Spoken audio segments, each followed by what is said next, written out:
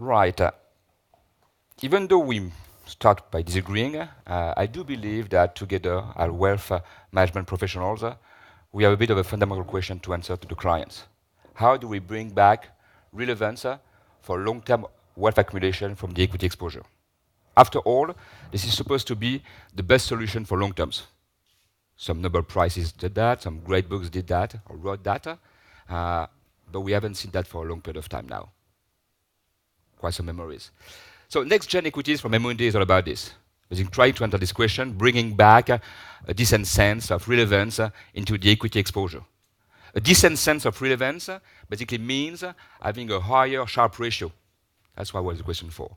Meaning having a higher efficiency, having a higher performance to volatility, return to risk. Questions we heard already. I haven't been happy quite lately with my equity exposure. I'm an equity guy. That's what I do for a living. I haven't been pretty much happy about that. And for quite some time, for the last 12 years.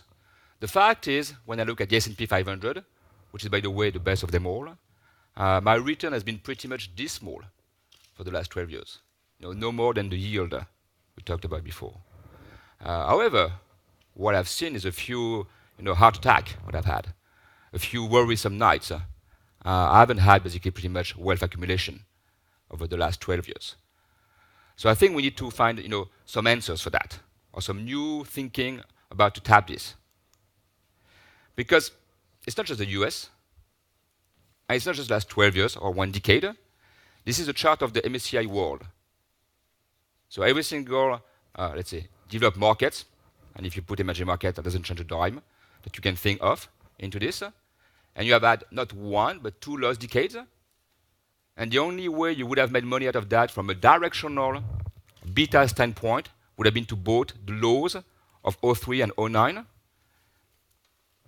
I didn't do both. I was lucky enough to just do one. I don't know about you. I don't think many people didn't do that. So we have to find something more strategic, more consistent than just market timing. Now, the point we make is this context of like pretty much volatile markets, or let's say not relevant return to risk, will continue. Okay, maybe you said it's different this time, or the words are it's difficult to say different this time. That's true. That's true. The sad truth is the deleveraging period we are in will last for some time. The sad truth is, as we all know, you haven't seen such a leverage in history. That's a sad truth. This is what you see on the left-hand side. The sad truth is this one, coupled with the exhaustion of traditional policy mix, mean fragility, vulnerability. So whatever, basically, your best case for a shock might be, and yours is as good as mine, we will feel it. We are going to feel it, more stronger than we have had in the past, because there's limited stabilization tools out there. Now, is it going to be next quarter? Is it going to be 2 years' time? I got no idea. But what I know is when it materializes, we're going to feel it. Feeling it meaning that the macro volatility will be higher. The macro volatility will find itself into market volatility. That's what we've experienced for the last 10 years or so. By the way, as you can read, when we say like policy tools, I don't need to comment on fiscal deficit. This is just the aggregated version on the right-hand side of monetary policy, central bank rates for most developed countries. Pretty flatliner for the last few years. So how do you adapt? How do you go about that? So this is what we have thought. This is Amundi basically give to the topic over the last 6 years. We started that 6 years ago. So far we found 5 ways. And I'm pretty sure if we find harder, or if we work harder, we might find some others. So there is not just one solution. That's takeaway number 1. Takeaway number 2, at least for Amundi, is a testimony to the research that we have. This is the testimony to diversity of the organization.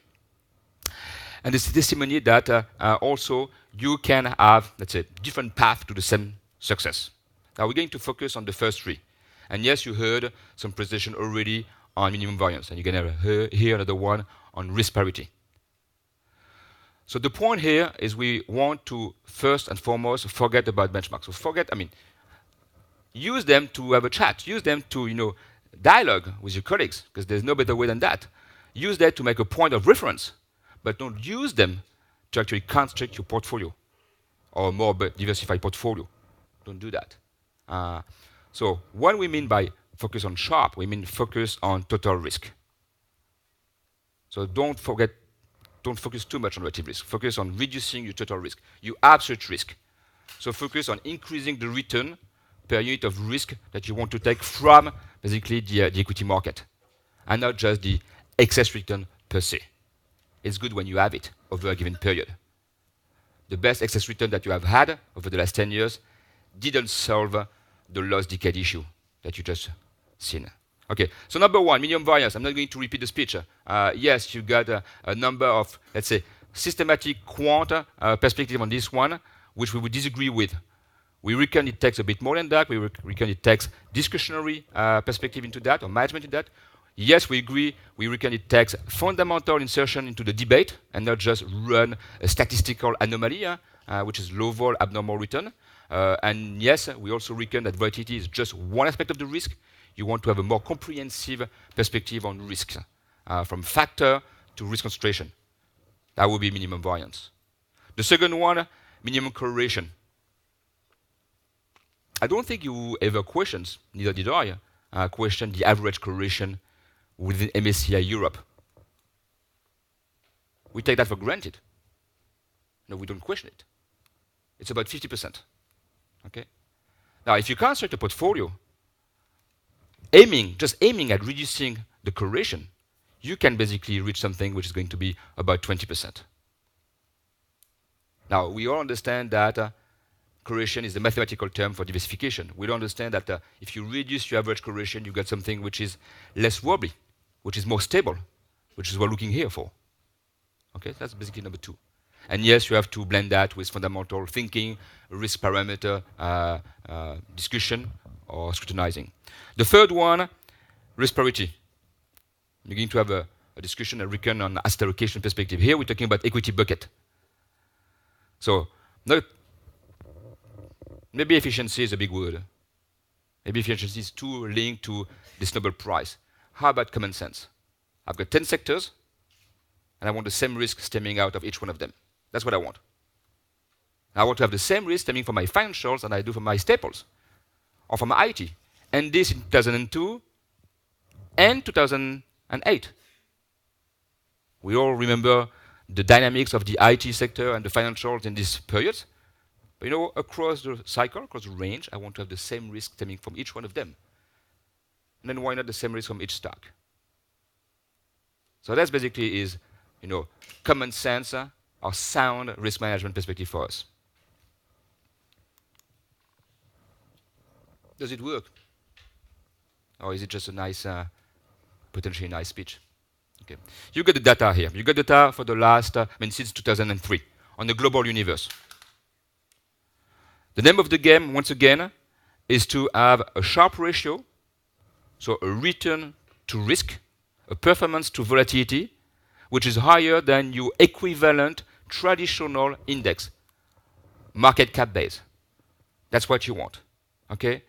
Usually when you meet up with CIOs, they will tell you, I want a Sharpe ratio of 0.3, and they haven't seen that for the last 12 years.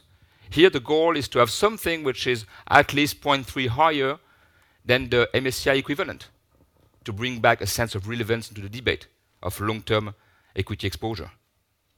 That road usually takes the path of a lower volatility, a lower downside risk. Okay, that's what you see. And usually you can do that by a reduction of at least 20%. Sometimes, depending on the market conditions, you can reach 40% reduction. Yeah. Now, there's two takeaways from that slide, apart from, let's say, the pure data. The number one is, as you see in the title, it goes into the thinking of asymmetrical returns. Okay, so what's that? It means like I've got a higher participation in my up markets, in my up month, and in down. I'm not totally symmetrical. That's usually what we're looking for. That's usually what we're looking for in this location, but we haven't seen that in the equity market. So we want to bring that on the table. The second takeaway, okay, don't be mistaken. These are not low beta exposure. there's a misconception out there, which is if I don't want to have risk, I'm going to follow low beta. The market you see here has been surging by almost doubling. Okay, so that's pretty strong. It's pretty strong. And they've been outperforming. Thank you very much. Thank you.